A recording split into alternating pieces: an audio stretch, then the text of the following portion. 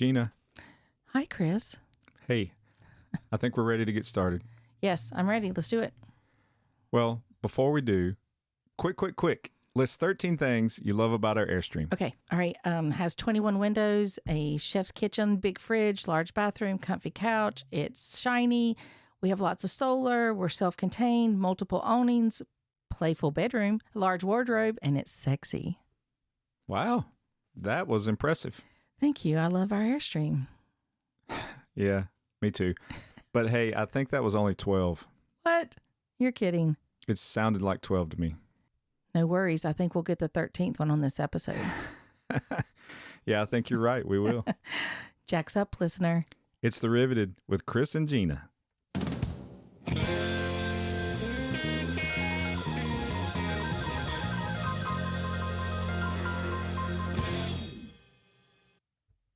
I think we're getting like pretty good at this. You do? I hope. You think strange things sometimes. Well, I'm really excited about today's though. oh, this is cool. Yeah, this is really cool. I mean, we have very influential They're special. special people. They're I mean, very special. here we are only just a few episodes in and we already have like Airstream royalty with us. Oh, we do? Yeah. Royalty? Oh, I mean, This is going to be fun then. it's going to be awesome. I can't wait to hear what they have to say. Yeah, we are super excited to have Brad and Blair Driver with us from 13 Adventures on all the socials, and we're talking to him through our cool remote internet recording studio. We're excited to have them on the podcast and hope that they are. We hope that you have fun, and welcome to The Riveted, you guys. Hey guys, it's Brad and Blair, and we are special. I'm special ed. Blair is very special. But thanks for the intro, and thanks for having us. We're so honored that anybody wants to pay attention to what we have going on and listen to what we have to say ever. So thank you for the opportunity. I think you have a great story, and I'm looking forward to everyone hearing it and the comments that we get from it because I've looked at your website and your socials and stuff, and it's very interesting and very excited to hear what you have to say today. Well, you can also tell that like they do a lot of they put a lot of effort into like getting Airstream out there for knowledge based stuff and just everything people need to know about owning an Airstream, being an RVer, technical stuff, inspirational trips, and taking care of yourself, the whole 9 yards. You guys have the whole package, and we're excited that you came on to talk about it. We've mentioned in past episodes and in our podcast description about how we wanted to have these fun conversations with people about the experiences that they have owning an Airstream, having an Airstream in their life, and just especially when sometimes those experiences were caused or enhanced by the Airstream itself. And so hopefully you guys have experienced that like we have. I'm sure you have. And so we're excited to chat with you about it a little bit. So, talking about that, I would like to start kind of at the beginning, if you guys don't mind, and maybe share some of your backstory and what your entry point was, in owning an Airstream and starting your travels.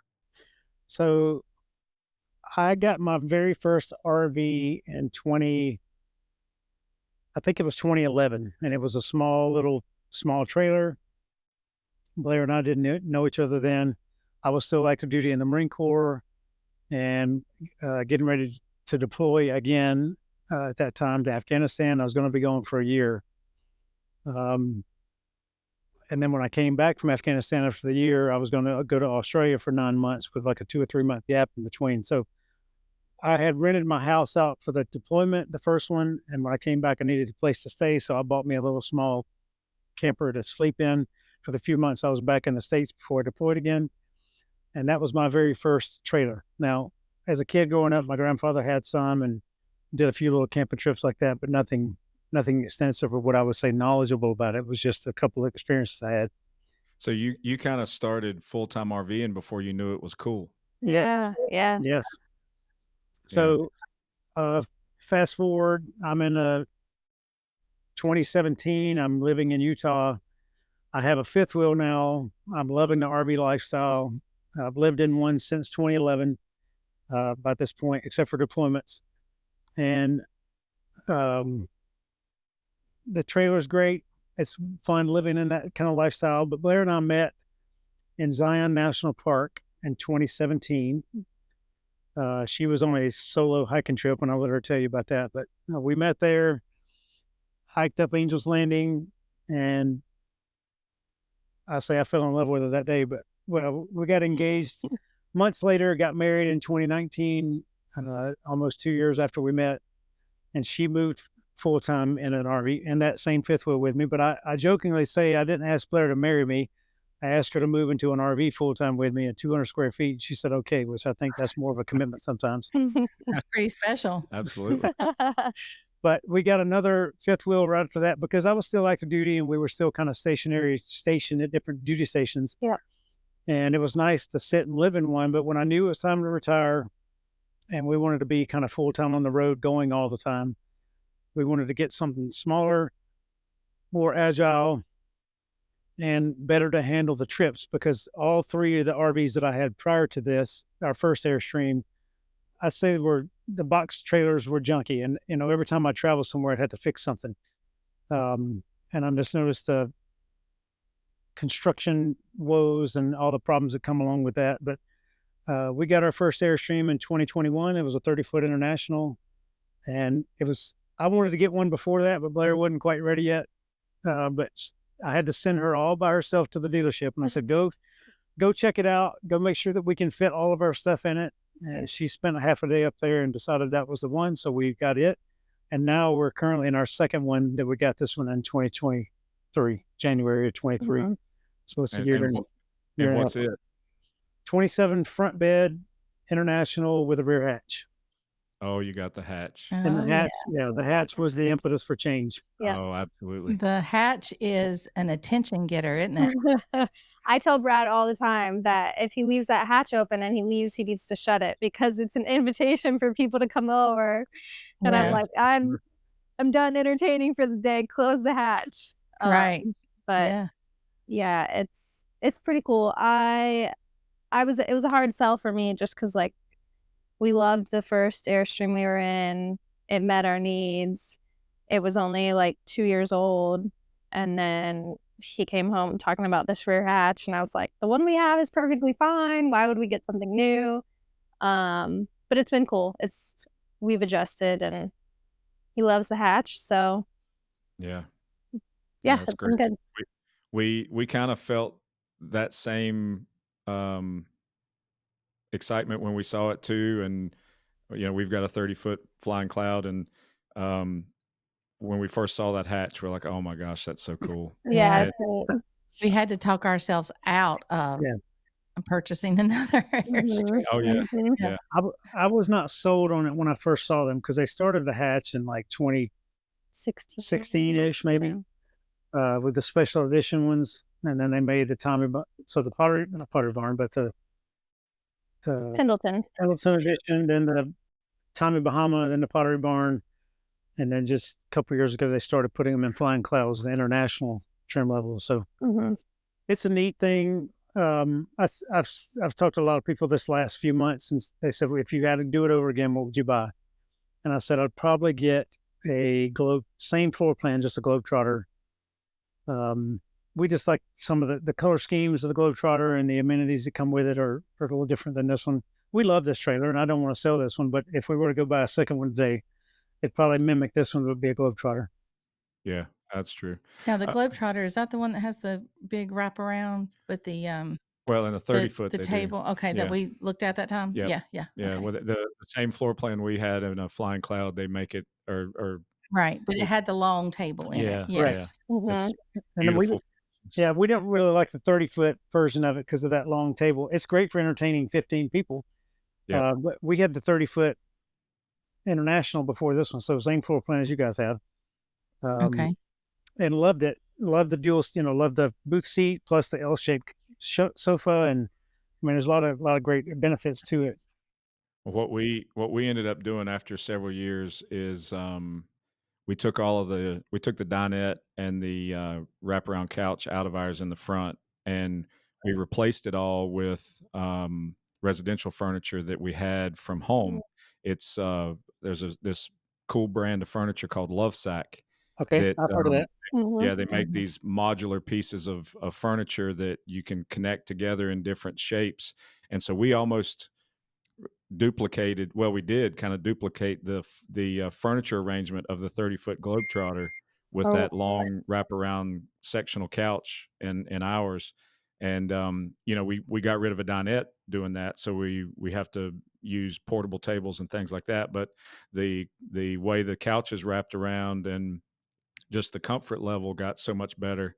We can fit, 6, 7 people on that couch. Yeah, And uh, it's and it actually freed up some floor space for us too, because how the dinette used to stick out so far in the floor. yeah, But it and that idea came when we looked at that Globetrotter, looked at the seating arrangement, saw how they handled the dinette, right. and we loved the look of the Globetrotter. But instead of trading campers and spending all the money and doing all the stuff, I tried to see if there was a way we could pull it off with something else, and yeah. it ended up working out really good. I mean, it fits in there perfect and Cool.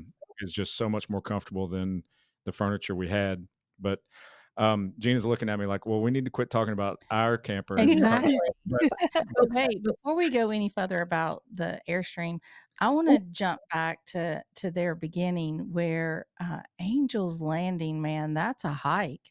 That That's is a right. really nice Yeah. hike. Yeah. And to be a solo woman doing that hike, then I tell you, kudos to you. I don't think I would have attempted it by myself, but so tell us just a little bit about that if you don't mind. Yeah, at the time I'm a nurse practitioner now. At the time I was a nurse in the NICU in Greenville, South Carolina, and I was about to start grad school. And so I was taking like a big 2-week trip right before I started grad school.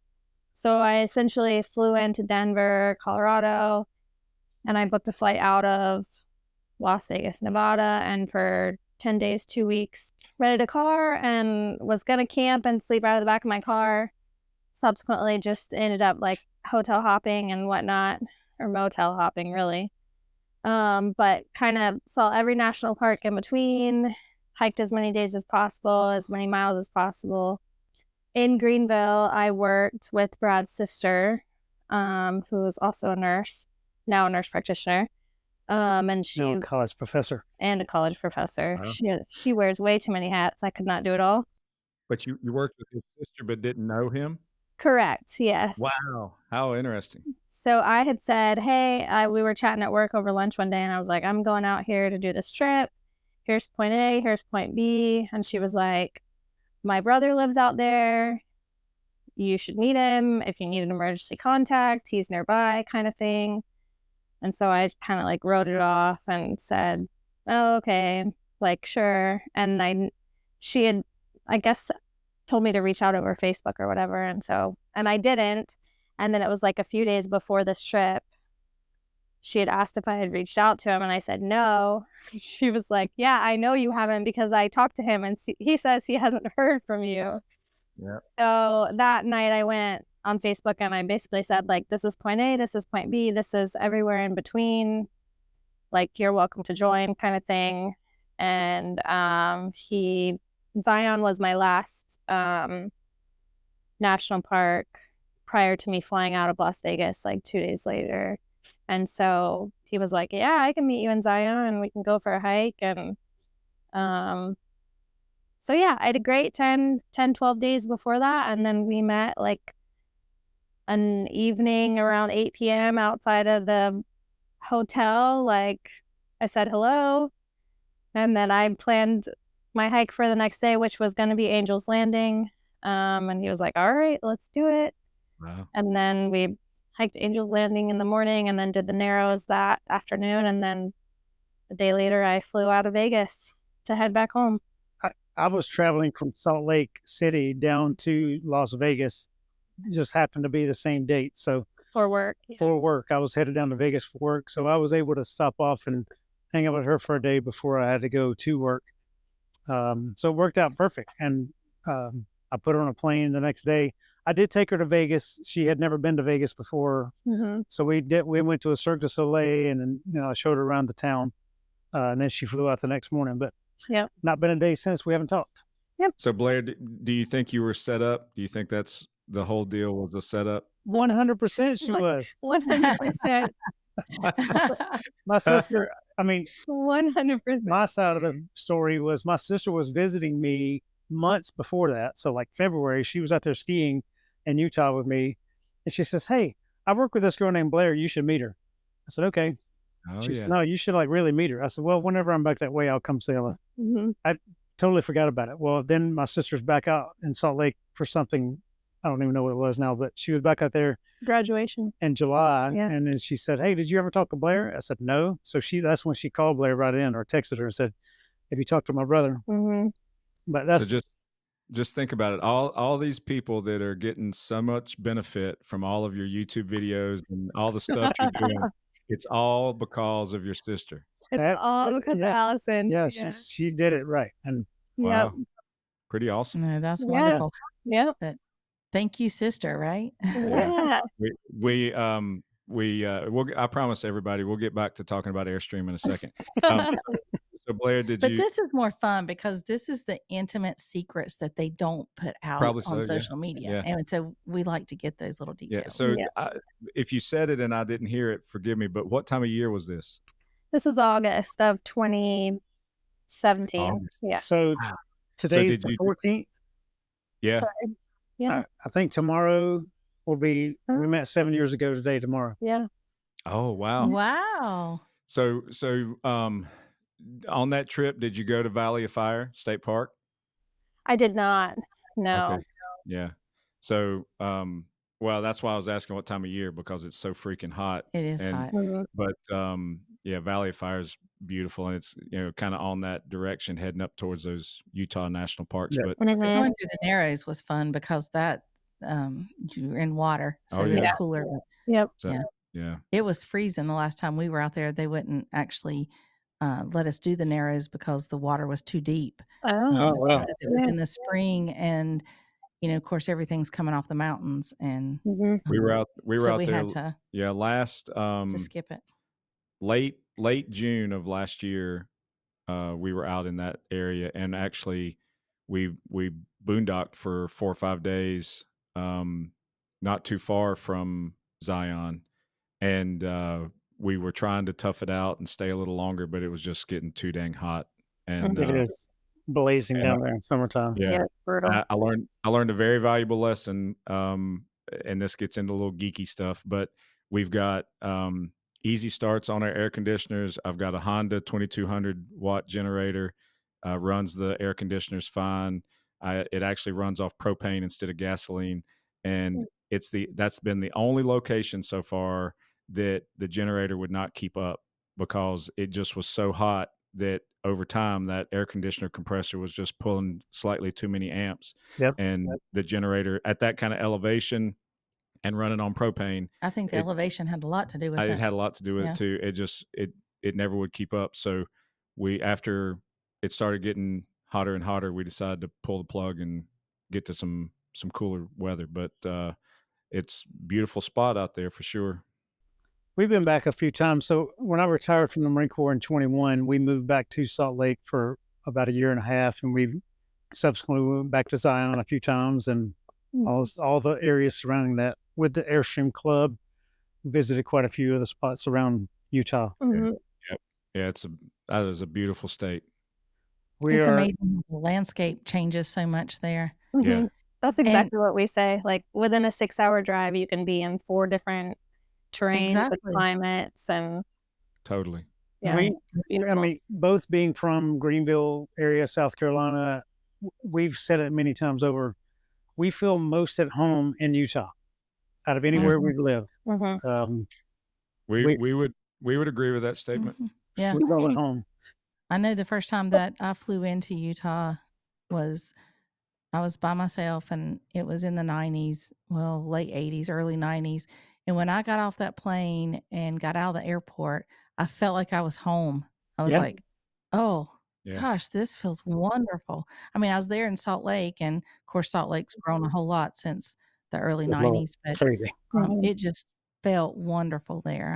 I love the Wasatch Front area and really enjoyed it. But Yep. all right, um, let's get back into some juicy details. Okay. I think those was some pretty juicy I like details. these juicy details. Yeah. You've done a lot of traveling, I'm sure. Oh, And do you yes. have I know you just said that you like the Utah area, but have you been anywhere like really epic that was like your favorite trip that you've been together on? So I tell you kind of how we travel. When we first got back to Utah after I retired, our goal was to just spend 18 to 2 months to 2 years there and just what we could see within a day's drive. And I call it planting a flag. So if you plant a flag in Salt Lake City, where can you do or what can you see in a day's drive from there? And then go like there's plenty of places, Oregon, Lassen Volcano, Crater Lake, Glacier, like you can drive there in a day. So what can you do in a day's drive around that flag? And once we've seen all the things around that flag, we move the flag to another spot. And then we move the flag to another spot. So that's kind of our travel goal. But right now we're out of that travel goal because I am on a quest too, and Blair supports my quest. We have been to, except for 3, every national park in the lower 48. Wow, that's awesome. And then 2 of those we will be at tomorrow and the next day. Well, we'll be at 3 within the next 7 days. Yeah. And then Yeah. we're going to get one more going across Texas when we drive back across. But that's the only 3 in the lower 48 we haven't seen. So we're trying to see all the national parks, national monuments, national battlefields, national historic sites in the lower 48. And we've covered so much of that, particularly in the last few months, because we've just done a Midwest lap, and then we're doing another Midwest lap now. We've covered the East Coast together. We've covered the West Coast together. Okay. Those were we were beneficiaries of a Marine Corps move from one coast to the other coast. So it allowed us 30 days to travel and go see. But that's what we're doing now. So we're just trying to finish seeing what we can in the middle of the country, filling in the gaps, so to speak. And then this winter we'll go out to the Southwest and we'll explore there for a few months, and then we'll move the flag to another spot. I don't know where yet. I don't know. We haven't decided. Yeah, I haven't thought that far ahead. It's a great strategy of what you're talking about as far as planting the flag, because it does give you the ability to focus and not try to do it as you're traveling a Yes. great distance. You're able to like kind of look at the map, study it, and grab all the things within that day's drive. That makes a lot of sense. Mm-hmm. So as you're going to all these national parks and monuments and everything, are you using the I assume you have your passport stamp book and all that good stuff? Oh, Yes. We are, I can't remember how many total. There's 600 and some odd sites Yeah. around the world, and Overwhelming. it's shocking how many we have. Yeah, we started that book when we met. So we bought the big book version of the passport stamp book, and we started that. So that's since we met, we've been to all those places together. Blair had been to many before we met. I had been to many before we met, and then we've gone back and done numerous ones together that we hadn't got to see, together before. So then, Mhm. so what, and it may be tough to even pick, but what do you think would be your best park so far? Brad and I that you- differ on this Yeah. answer, so I'll let him go first. That's good. Yeah. That's fine. I say Glacier National Park is my favorite park, and it's my favorite spot on Earth. And there's a number of reasons why. Is because that was the first Rocky Mountain Western mountain range park that I had ever seen in person. If you don't know this, I used to be a crew chief on Marine One. So I flew on the helicopter with President Clinton's and President Bush. Oh, wow. That's awesome. So I was the Marine you see standing at the bottom of the stairs saluting as they get on and off. I got to do that for 4 years. But with that job, I traveled quite a bit, as you can imagine. I think for 4 years, I averaged about 350 days. I'm sorry, 300 days a year gone somewhere, traveling in support of the presidential mission. So that's how I got to go to Glacier the first time. I was up in Montana with the Clintons, and I drove over to Glacier to see it. So that was my first experience. But I don't really have I like to say I like a geographical region. So the Wasatch Range all the way up to Banff, Canada. Anywhere in that range is our favorite spot.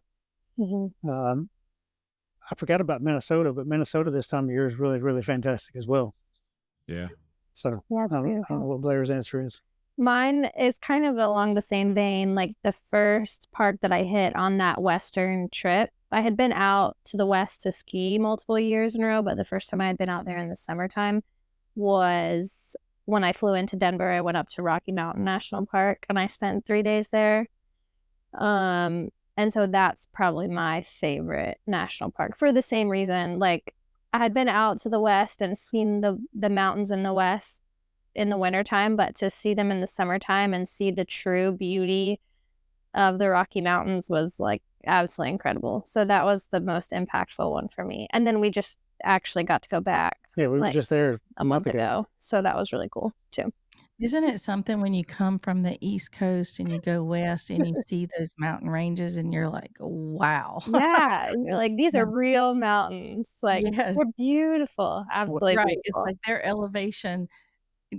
elevation starts at like 8,000 Mhm. feet, whereas our highest point here is what, 60 Yep. something, Yeah. Like that. 6,000 something. Yeah. Well, we hiked the Appalachian Trail, so the Appalachian Mountain Range felt like the Rocky Mountains hiking it. It did. Yeah. Oh yeah, yeah. Right. I bet. Yep. Now, y'all did that in segments, or did you try to do it all the way through? We We did did it it in all the way 130 through. days. We started on March the 13th and we finished on July 19th Yep. last Good year. for you. Last Wow, Good that's for awesome. you. Yeah. Well, I just tried to keep up every day. Blair left me in the dust every single day. Yeah. Well, Blair, you run too, don't you? I do. Yeah. Yep. Yeah, I thought I saw something about a marathon on your Ultra website. marathon, crazy lady. I know. Yeah. I dipped my toe into the marathon in December of last year. And then I thought, well, like a 50K is only 6 miles longer. So I run 6 miles all the time. So I signed up for a 50K and I did that in January. And then I completed a 50 miler in June. And then I'm signed up for a 100 miler in November. So So Now, you how actually run for enjoyment rather than because somebody's chasing you. exactly. And I think Wow. Brad's had to do enough running Phew. not for enjoyment, so he never wants to do it again.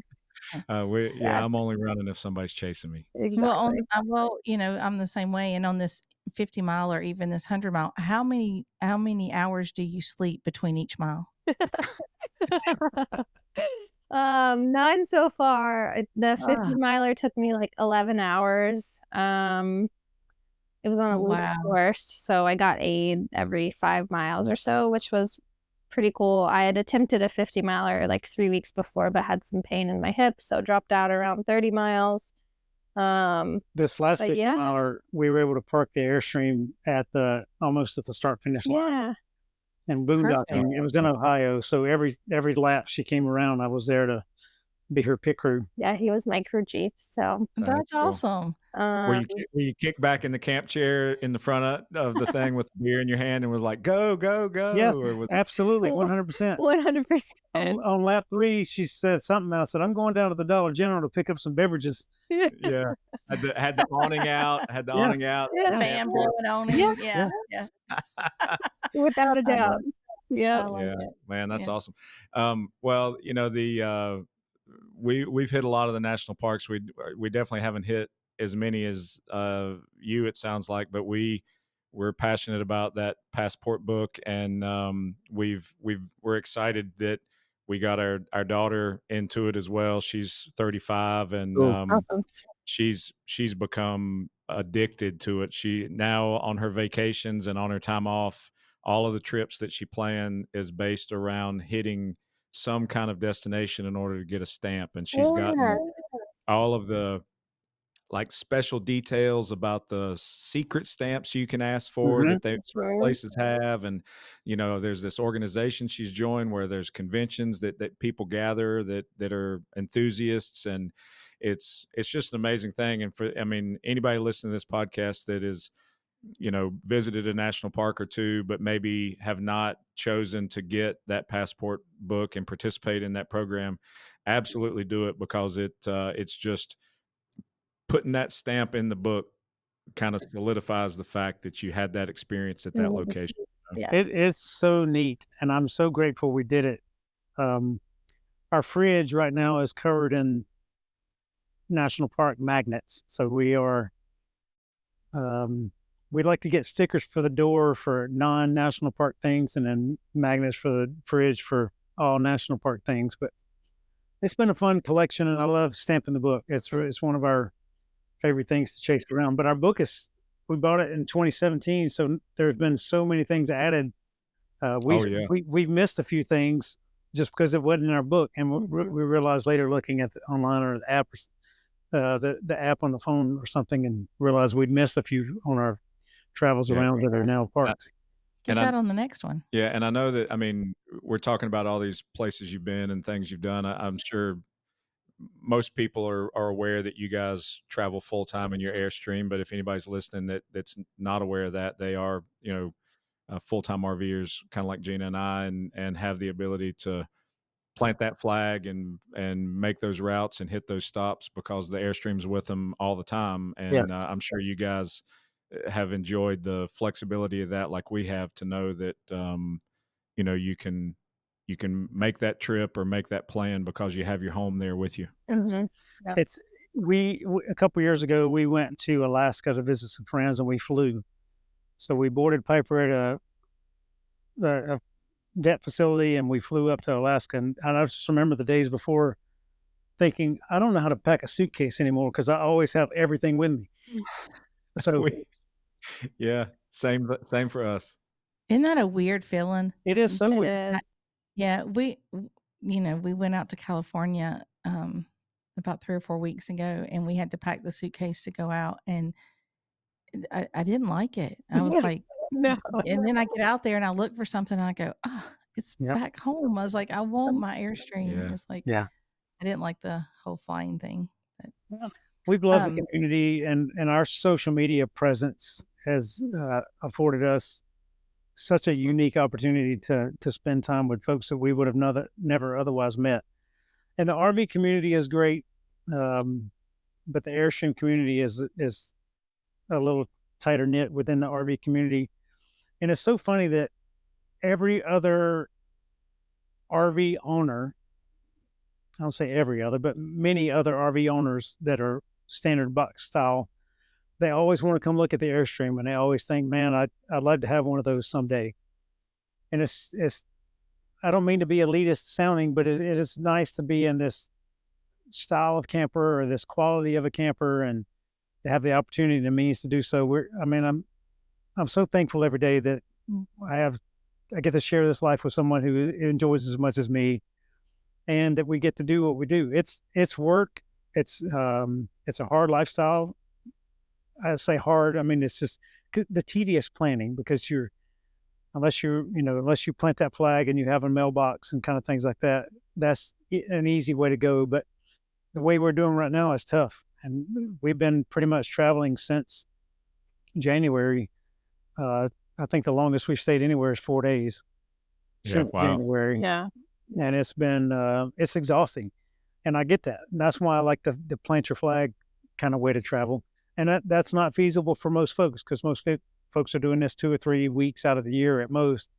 Yep. And, to get across country when you only have a 2-week window is very difficult. Mhm. I understand that. So the videos we try to make and the stuff we put online is just hopefully to educate others on where you might want to go travel to in a region or a city or a state, and then all of my maintenance stuff on top of that, because I'm a firm believer that you should understand how your trailer works, and that you should understand how to make minor repairs to it, because when you're traveling, there's nothing more frustrating than your water pump not working, and then you got to pay who knows what to have a mobile technician come out or get it into a service bay or something like that, when it Yep. was something you could fix very simply yourself. So Mhm.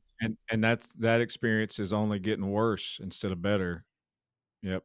That's true. And yeah, I mean, for people like yourselves that can self-educate and figure out how to do it yourself, then being able to, share that knowledge with others is a positive thing to do, and all that, obviously comes back to you uh because of what you're putting out there.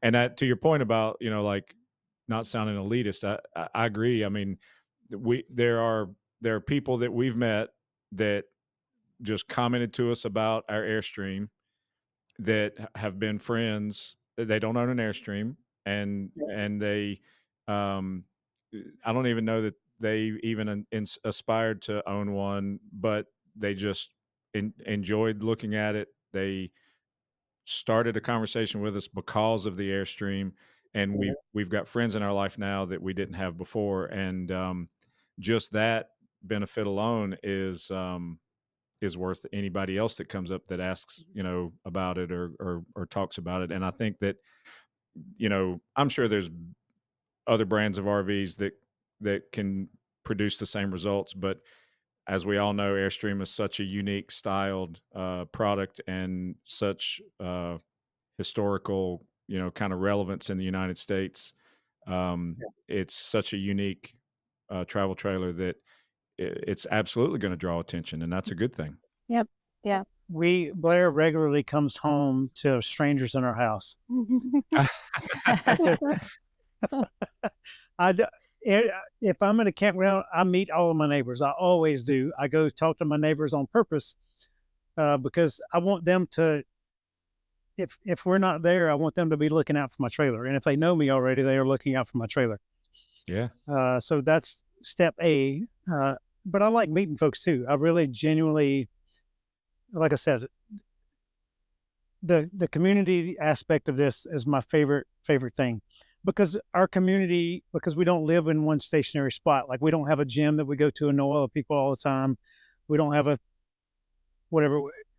I don't work, but I do work. But our community is kind of scattered, so it's nice to be in a park and make friends and make community like that. But we have met the best folks traveling in this thing, and who will be friends of ours for life. For life, yeah. Like, And every right. time we're on a road trip, we get a message say, "Hey, I saw you're in our town." Like, we just stopped yesterday and met a couple that we have never met in person.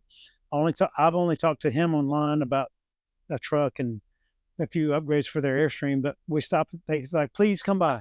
It's on your way to go pick Blair up at the airport." So we stopped and hung out there, and it's just great. But that happens in most cities we're near, or most places we're near. Yeah, and I mean, you can have that happen in I mean, it happens in just being an RVer, but Yes, it seems like it's happened to us more frequently because of the Airstream, and we've agreed. never met a single person that we felt like was a jerk or was somebody we would not get along with, that started a conversation with us because of our Airstream. I agree. Yeah. And I know a lot of the world is scared because of the world is scary a lot of times. And my feet have stood on every continent on this earth except for Antarctica. Wow. I've traveled extensively with the Marine Corps. I've seen the worst of humanity in combat. I've seen the best of humanity in humanitarian situations, and I've got to enjoy seeing the world and seeing the beautiful people that occupy it. And it's such a blessing for us to be able to continue to do this and continue to meet folks. And what I was getting at is, I found most people are genuine, wonderful humans. They just they need an opportunity to meet somebody, and I try to spark that. It's exhausting at times, and I get tired at times, and I've been running my mouth for a long time and meeting folks and just entertaining, I call it. But I love helping people out, because I remember what it was like not knowing. I remember what it was like starting this lifestyle, and I remember having all the questions. So part of my goal is to help others navigate these waters so they are not frustrated when they want to go enjoy time with their loved ones camping. I like that. And that's kind of why we decided to start this podcast, was so that people could share their stories and their adventures with others. Sometimes they don't have like y'all have the social media and where you can put your stories out, or your tips and tricks, if you want to call it that. Mhm. But there's a lot of people out there that have epic stories, and they only get to share it around a campfire. And Yes. we thought, we need to have somewhere to do this. And when we looked for it, we couldn't find anything. And that's where Chris and I said, hey, let's just create it. And we created the podcast so that we could hear stories from people like you. And the more we get those stories out there and the more people hear, then they can see or understand that, hey, I may not be full time, but this sounds awesome. Let me do this, Yeah. a week out of the year or a month out of the year, something. And even if they have to start in a smaller camper or even a different RV, it's getting them out and meeting people, exploring this beautiful country that we live in, and in hearing and learning from each other. Or I want to know how you got your refrigerator to become a magnet personally. But I think that Oh, we you, Yeah. got I lucky can on do that that. one. yeah, and I think Uh, you just replaced the Fantastic Fan or something in the Airstream. So mhm. you're constantly, Chris calls it massaging. We're constantly massaging our Airstream, and you probably do a lot more than that than us because you're helping other people with that. But is there, from your travels and from talking to other people and helping them out, everybody makes mistakes. I mean, we're Oh, all yes. human, right? So what is like the weirdest issue, or the maybe it was a rookie mistake, I don't know, maybe it wasn't a rookie mistake, but what is that one thing that you go, oh my god, I can't believe I did that? She's laughing already, so Oh it has boy. to be really good. Well, I'll tell you, and I Oh don't. my God. I'm positive this happens to every single RVer, but they don't talk about it. Okay. Overfilling or something to do with your black tank. That's weird. Oh yeah. Now, again, I'm on my fifth RV, and I've been doing this for a long time. And every single trailer, there has been something overflowed or whatever when cleaning or dumping the black tanks. A memorable black tank moment. Yeah. Yes. Mm. And Yeah. just in this trailer alone, so Blair and I we were in South Carolina visiting with family, and I had dumped the tanks that day, and I turned off the water system outside the little handle on the spigot, but I didn't cinch it down, so I didn't know this. But while we were gone, it was just a little bit of drip, and we were gone maybe 2 hours. I don't. Um, I didn't disconnect the black tank flush hose because we were going to be there for another couple of weeks, so I just left it hooked up all the time. Anyway, I turned the spigot off. When we returned, and even Blair asked me when we were driving away, she said, Before we even left, I said, "Are you sure the water's off? And do you want to disconnect the hose?" And he was like, "No, it'll be fine." but I turned it off. So anyway, fast forward 2 hours, we come back, and I went to go to the bathroom, and I raised the toilet lid up, and it was full of water, like full of water. Uh, and I hit the flush button, and like it didn't go Uh-oh. down. It was just a big air bubble came at me and Oh boy. splashed water everywhere. Now the tank had been cleaned, the tank had been drained, but what happened was that water was on just enough, a trickle to go in that black tank flush, and it filled up the black tank all the way up, and it started filling up the toilet coming from underneath. So just so happened we got back in time before it spilled over the edge. That could have been a catastrophe. Yes.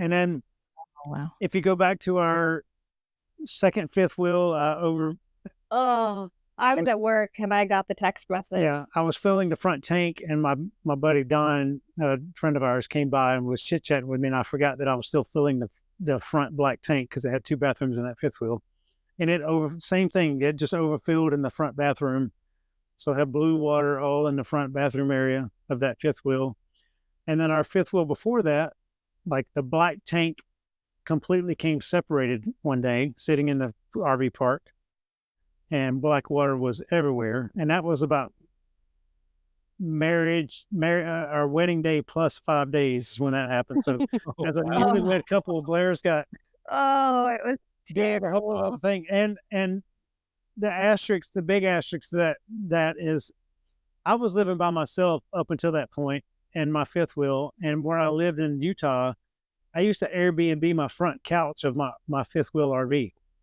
for people passing through town. So I had all sorts of people hanging out at my trailer all the time, like Oh, in and wow. out. It's like a hotel room. So it was always a fun thing. But anyway, It was, yeah, there will always be a black tank story for every Airstream and RV owner, and we've had plenty of them. All you can do is laugh Yep, at and one point or learn and another. keep going and clean everything thoroughly. yeah, Oh, Oh, For yes. sure. yeah, clean, sanitize, and start over. The thing that we learned, and I mean, it's common in some of the models, but, on our floor plan, our lavatory sink drains into the black tank. And, we didn't realize that Well, they don't tell you initially. that when you pick it up, Yeah, they and didn't we really didn't tell know, us. so we Yeah, had to learn. and But we learned that, kind of the same way with you. Is like what we were doing was sanitizing our freshwater tank, and so we were running all the faucets, oh yeah, and so we were running that bathroom faucet, and then all of a sudden we hear these gurgles, and like, where's this coming from? yeah, And fortunately we figured that out with a toilet full of water too. So, yep. but yeah, I mean, it's always something like that. I was, as you were asking that question, Gene, I was sitting there thinking to myself, look, all right, this guy he stood at the bottom of the steps of what presidential helicopter. He doesn't make mistakes. Oh, right, I do. I screw up every especially day. especially not shitty mistakes, Yeah, right? absolutely not. I know. You're I telling mean, me. I Clinton's not never going to have wanted to that. light something more on fire than it was that first week we had been Yeah. married. I was on my way to go get paper towels from the grocery store, and I just thought, Mm, let's just hook Yeah. it up and like trade it Let's- in or light it on fire. Yeah, let's Yeah. just be done with it. Yeah. wow. Wow. Still not good. Mistakes happen, Yeah. and you Well, just learn and grow from them, right? we need to get off this shitty subject and talk about something. Okay. So I guess last question before we start wrapping up, I guess, is like, obviously, you've owned 2 Airstreams now, and owned some other campers prior, and that kind of stuff. But would you would you have any advice for anybody listening to this podcast that you know is passionate about an Airstream but doesn't own one? Like, if you got any advice to anybody about the maybe what to look for, what model to gravitate to, or just anything about like becoming an Airstream owner. Have you got any words of wisdom for anybody? I'm gonna let Blair go first. I have a long answer to that short question. I just pointed to you because I defer to you. But do you have anything from your point of view? I would say just with any RV in general, like start where you can. So whether that be a tiny little teardrop or one of the cheaper bumper pulls, Rental. a rental, and then like start where you can and then figure out what, like Brad's going to say, there is no perfect RV, and there's not. And so Yeah. you'll figure out what you love and what you don't love and what works for you and what doesn't. And then it's unlikely your first RV is going to be your only RV.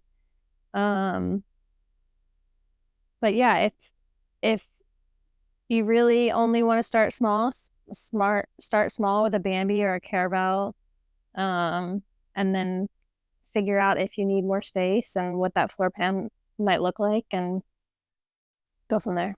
So I defer to you now. Okay. It's I good. made a video on this maybe back in January, February this year about how to pick the right Airstream for you. And it's my advice. So if you guys don't know, I worked for Airstream after I retired from the Marine Corps. I worked in sales and maintenance and social media for Airstream. And anyone who came in wanting to buy one, I want to know their family dynamics. Like, who do they take camping with them? Where do they like to go camping? um, that kind of thing. But in this video, I detail my biggest advice is rent a drivable, rent a towable, and then rent a different towable and use them to make sure there's something you enjoy first. And my thoughts are if you don't use it more than 40 nights a year, 30 would be kind of my minimum of 50, 30 to 50 nights a year. I don't think it makes financial sense to purchase one when you could rent one and just use it for a week or two out of the year and save yourself the payments, the insurance, and the storage fees often. But if you do decide on a model, go to a dealership or go to someone who has that model that you think you want, and then get them to turn everything on, power it up, and you go hang out in that rig for a couple hours. Like turn the air conditioner on, turn the TV on, watch a movie, lay on the bed, sit on the toilet, stand there like you're cooking, stand there like you're washing dishes. Do you move around each other well? Where do you put all your shoes? Where do you put your Instapot? Where do you put your camping chairs? And figure all that out sitting in that camper for those couple hours, because we all go camping to go experience the places we're at, not necessarily sit inside the camper. But there are times and days where it just rains days on end and you're kind of stuck inside your camper. So if it's uncomfortable after a couple hours, it's really going to be uncomfortable after a weekend. So testing them out, figuring it out. And again, as your family dynamic changes, as your desire to go camping in one spot or another changes, your style of camper changes too. And for anyone looking to purchase one, I try to tell everybody pick the camper first and then pick the tow vehicle. Too many people are towing around trailers that are way too heavy for their tow vehicle and not being safe about it and that kind of thing. So anyway, go check out a trailer, go hang out in them for a while before you decide on buying one, because they're very expensive yard ornaments if you don't use it. Yeah, that's true. Yeah. And it's like from the Airstream perspective is they're so beautiful, uh, new or pre-owned, either one. They're such a beautiful Yeah. travel trailer. You go in one for the first time, you feel this uh, energy, this inspiration, or this excitement because of just the fact that you're in this cool Airstream, right? And so if you get caught up in that only and not do some of the things you just said, yeah, you may end up buying the wrong one or just impulse, and it ends up not being the right fit. So, yeah, that's great advice for especially people that maybe have never owned an RV at all and then are gravitating towards Airstream. That's kind of how we were. We had never owned one before. We had used campers before from the family, but had never purchased one before. And yeah, we didn't do some of those kind of things that you're talking about. And there's a couple subtle things that we wished we'd have done different. But yeah, that's great advice. Great advice. Yeah, I like it. And if someone wants to connect with you guys through your social media and stuff, would you like to share how they can do that? Yeah. So 13 adventures, 13 spelled out. And if those of you who are wondering, 13 on the periodic table of elements is aluminum. We live in our aluminum adventure mobile, so that's where 13 adventures comes from. Very cool. So Facebook, Instagram, Twitter, TikTok, and YouTube, and our website, all 13 adventures spelled out. If you go to our website, you can hit the contact us link up there, and it will send us an email. And I do my best to respond to every YouTube comment, to every social media post or question or email that we receive. And I mean, I probably talk to 100 people a week, and that's no exaggeration. Via comments or questions and answer or phone calls and things like that. I really enjoy helping the community, and it's been a wonderful opportunity for me. And we do a lot of Wonderful. giveaways too. So because of Yep. our social media presence, companies send us wonderful things to check out, and I try to give those things away after I've checked them out on our I try to give away something every week on a video if I can, if I have something. That's Uh, awesome. And that's wonderful. Yeah. Yeah. we don't have space to keep most of the stuff, and I enjoy checking it out. So I try to give it out to the viewers, and it's most of our videos have a contest in it. So I don't have anything lined up at the moment, but I got some stuff in the works coming in a month or so from now. But Yeah, that's I've done good. all sorts of upgrades to this trailer. I put my own lithium battery, my own inverter. I rewired the trailer so I can run air conditioning on battery. I've done a water pump controller, a new fan, new skylights, lift kit, a bumper camera, tire pressure monitoring system. I mean, I've done so much to this trailer, just in small little upgrades that people might enjoy. But all that stuff's on my YouTube channel. Yeah, we gotta have a little offline chat about the lift kit. I think that's gonna be my next upgrade. We'll have to pick your brain on that. Yeah. Um, cool. Well, we can't thank you enough for giving us the time, and we can't wait to meet you in person. You guys sound awesome, and we were excited to have this conversation. We hope that the people listening to the podcast feel the same way, and Well, we hope that, especially if it's someone who follows them already, we hope that they got a little bit more Yeah. intimate details about you guys and feel, really connected with you. Because we do, we Oh, yeah. feel Same, better same connected here. with you now. And yeah, um, it's nice hearing your stories. It's nice hearing about your adventures, your 13 adventures. yeah, Yeah, I that's threw that really in there, awesome. right? Yeah. For anyone who's going to be at the National Airstream Club rally this year, I'm scheduled to speak on 3 separate occasions and give 3 classes at the rally. So we'll be in Sedalia, Missouri, first week of October. And Very looking cool. forward to seeing anybody out there who might be there.